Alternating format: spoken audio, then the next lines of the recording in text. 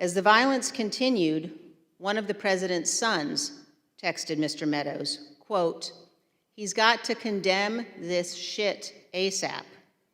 The Capitol Police tweet is not enough," Donald Trump Jr. texted. Meadows responded, quote, "I'm pushing it hard, I agree."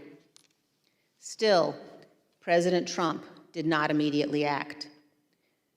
Donald Trump Jr. texted again and again, urging action by the president. Quote, "We need an Oval Office address. He has to lead now. It has gone too far and gotten out of hand," end quote.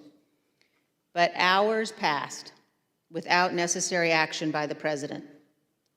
These non-privileged texts are further evidence of President Trump's supreme dereliction of duty during those 187 minutes. And Mr. Meadows' testimony will bear on another key question before this committee.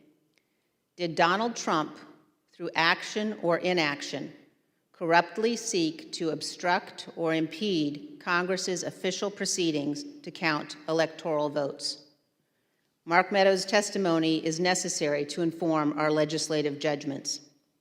Yet he has refused to give any testimony at all, even regarding non-privileged topics. He is in contempt of Congress. Mr. Meadows also has knowledge regarding President Trump's efforts to persuade state officials to alter their official election results.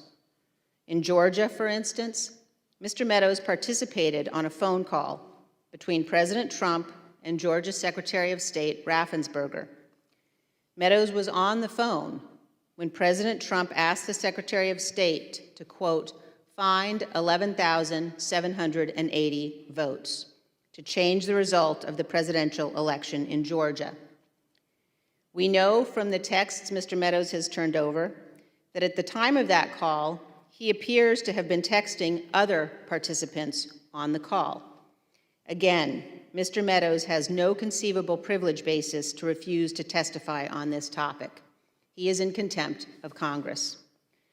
Third, in the weeks before January 6th, President Trump's appointees at the Justice Department informed him repeatedly that the president's claims of election fraud were not supported by the evidence and that the election was not, in fact, stolen. President Trump intended to appoint Jeffrey Clark as Attorney General, in part so that Mr. Clark could alter the Department of Justice's conclusions regarding the election. Mr. Clark has informed this committee that he anticipates potential criminal prosecution related to these matters and intends in upcoming testimony to invoke his Fifth Amendment privilege against self-incrimination.